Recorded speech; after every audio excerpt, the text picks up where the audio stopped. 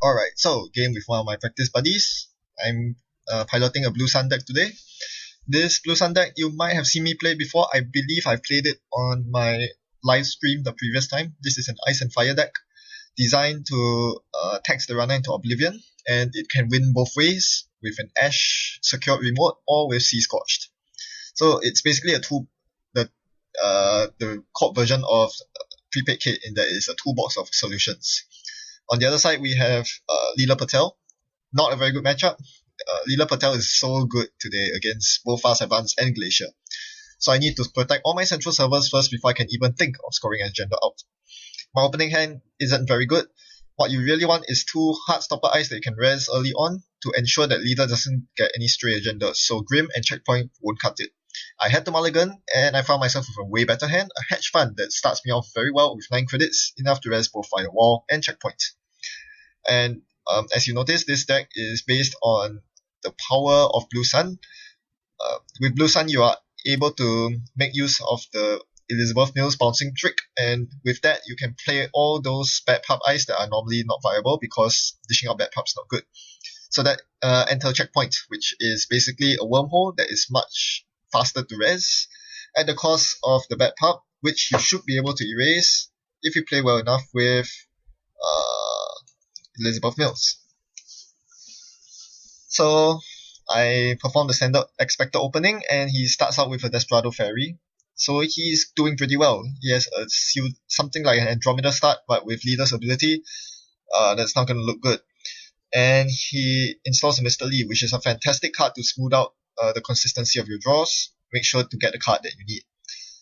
In the meantime, I drop into a Curtain Wall. Not much I can do about it, so I'll just install it over Archives.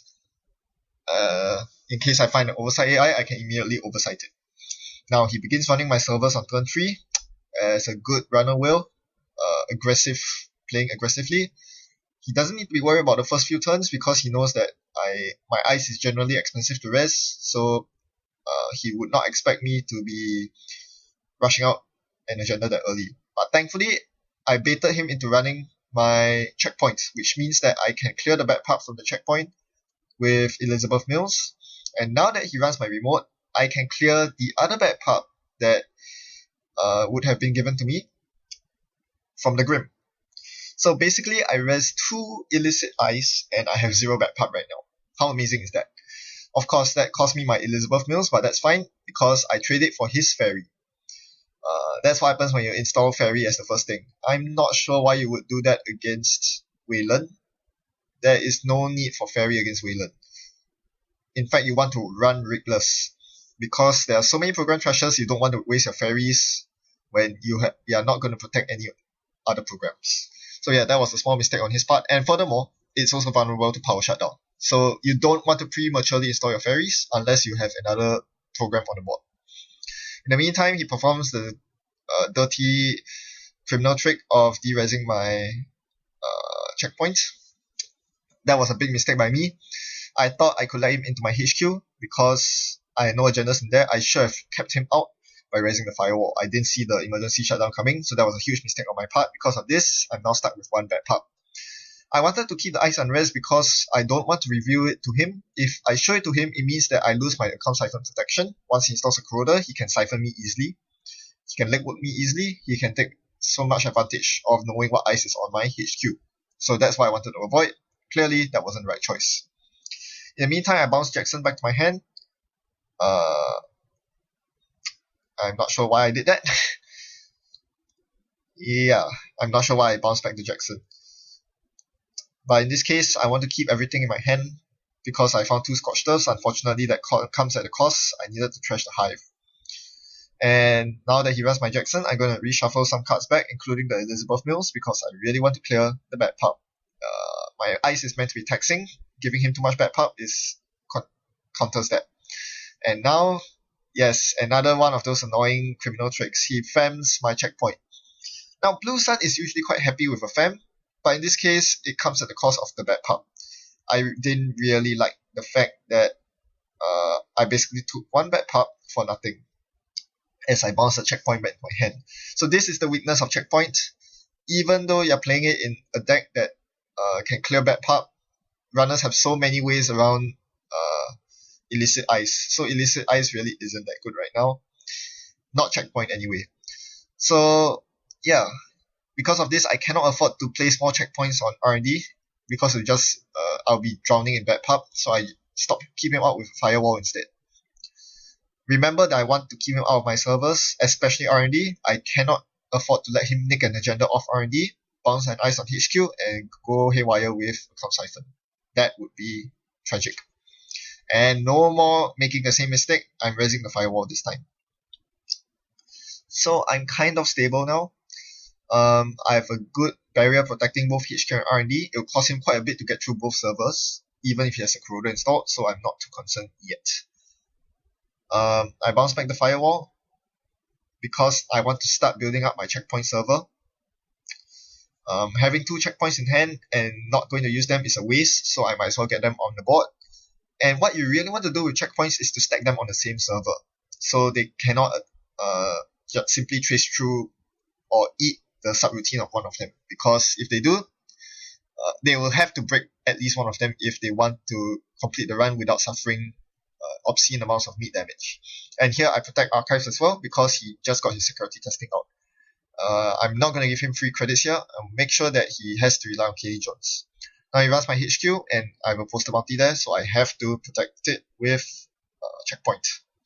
Unfortunately, that means now he has 2 bad pub. In the meantime, I have an Ash sitting in the remote that he hasn't checked. That's the thing I'm taking advantage of, even though Grim is porous, because he installed the FAM prematurely. Firstly, it means that now his FAM is useless. It's no longer FAMing anything, and more importantly, it means he cannot run my remote server without letting his FAM get trashed. And that is a very huge loss for him. Something that you spend 9 credits to install to get trashed? No, you don't want that to happen. So, back to me. I start my remote so that I can begin scoring my posted bounty. That will allow me to scotch him easily if I can get a posted bounty into double scotched off. Unfortunately, he finds another posted bounty of mine. Oh, that is unfortunate. He has found his corroder. And with the 2 bad pub, it only costs him 2 credits to get through. -1 from Desperado, and each run only costs 1 credit. Suddenly, I realize I'm not keeping it up. This is not a Glacier deck. He has 2 bad pub. That's not good. Alright, the good news is I found a restructure and I cashed up, but immediately he fired off Utopia Shard, and that sent my other copy of Posted Bounty into a heap, which was a huge pity because I really wanted to, because the Posted Bounty into Scorched Earth was a huge win condition for me. And to have that robbed away from me is tragic. The only good news is that both of my Scorched Earths survive the Utopia Sharding. So if I draw into my sea source, I still have that. But I really wanted to do it with a Posted Bounty because he's pretty rich. He has a KD Jones with 9 credits and he's even on par with me on credits right now. Well, the good news is, as I said, I found the Adonis campaign, which means I make 3 credits for the cost of a click every single turn. And hallelujah, I found my Oversight AI, about time. So there goes the curtain wall, and the best thing is, it's protected by a firewall with my great foresight. Yeah. Thankfully, because of that, I am able to keep him out, prevent him from denying my Oversight AI, which I really need to threaten C double scotched, because it seems like he hasn't found his plus crit yet, despite digging with Mr. Lee for so long. So now he installs a passport, which isn't too relevant, but quickly my face turned into a grim one when I saw his Steam hack onto my archives just to trash my curtain wall. And it's not too much of a loss for him, because between the 2 bad pub and the security testing, he didn't have to pay much to get through at all. I don't think he lost any credits from running that, honestly. And as I draw into my next curtain wall, Oversight AI, I realize my curtain wall is gone. I have no opportunity to use the Oversight AI. And then I drew the second card, which he saw on the top of R&D. The 2 cards he saw on R&D were Oversight and Curtain Wall. So thankfully I drew up, because that allowed me to play the Oversight again. Do you have another Steam hack? Probably not. Nope. So my Curtain Wall goes uncontested, and now I'm rich. Fantastic. So I'm in a very good credit position. All I need to do is to find my Atlas. That will tutor me a sea source, or the sea source itself, because either way, I can blow him up. But looking at the loaded KT on his side of the board, that's not pretty at all. I'm definitely concerned. The good news is that now he's down to a hand size of 4. So it should be easier to chew through his defenses if he isn't careful with how he spends his cards during his turn. In the meantime, he performs the legwork, but I haven't been drawing any agendas at all. So that's completely fine. I'm not going to res the outer checkpoint because of that. I'm not going to give him another bad pup, and I'm not concerned over the legwork. So here's something interesting because I use sub boost on the inner checkpoint.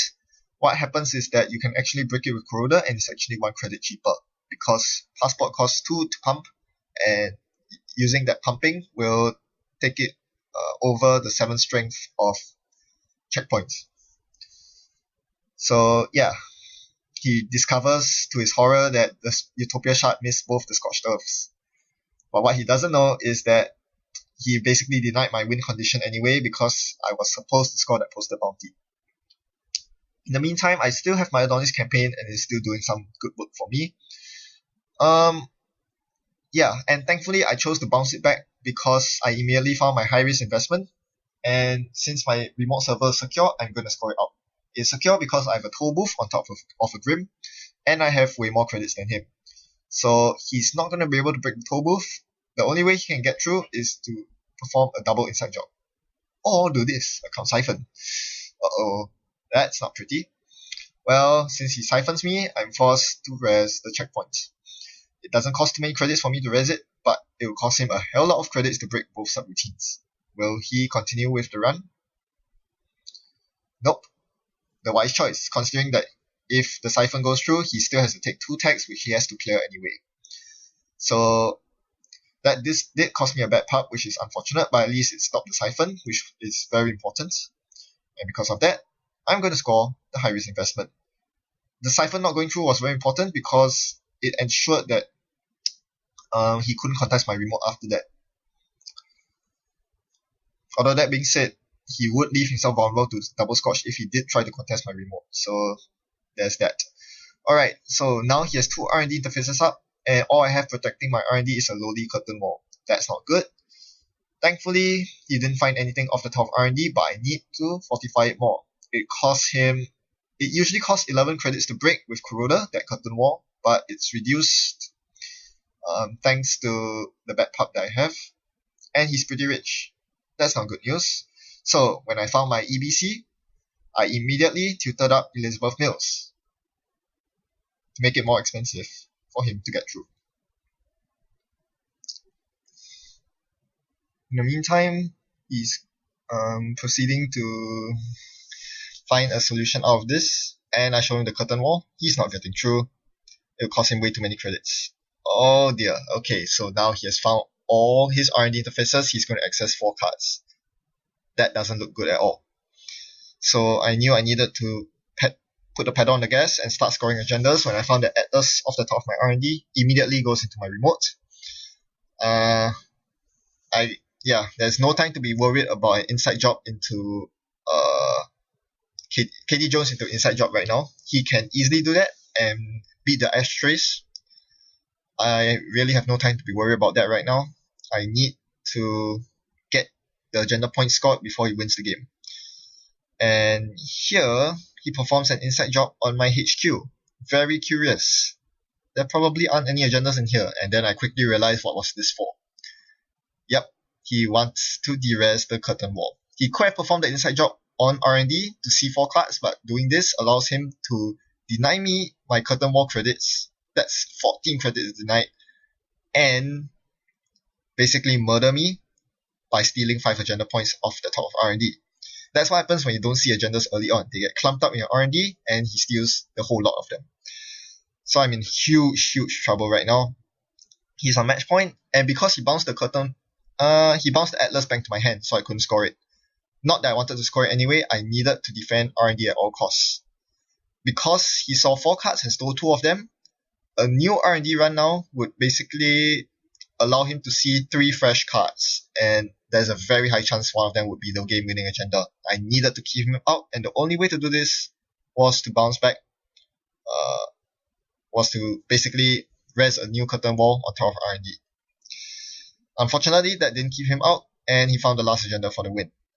So that was a very tough game for me because of my self-inflicted damage. The bad publicity came back to bite me in the butt. This game, I found myself missing the snares a lot. I didn't spend any influence on traps. Instead, I spread my influence around fortifying my ice, fortifying my remote, and enabling the kill condition with seesaws. Because of that, I'm not able to protect R&D, which is a huge concern because I don't run NAPDs. All my agendas are easily stealable as long as R&D is blown wide open, and he blew it wide open indeed. I wasn't drawing the correct ice to keep him out, and even a curtain wall could only do so much. Criminals and Leela Patel especially apply so much pressure on your central servers, it's ridiculous. Well, a lesson learned. Thanks for watching Happy Net Running. Goodbye.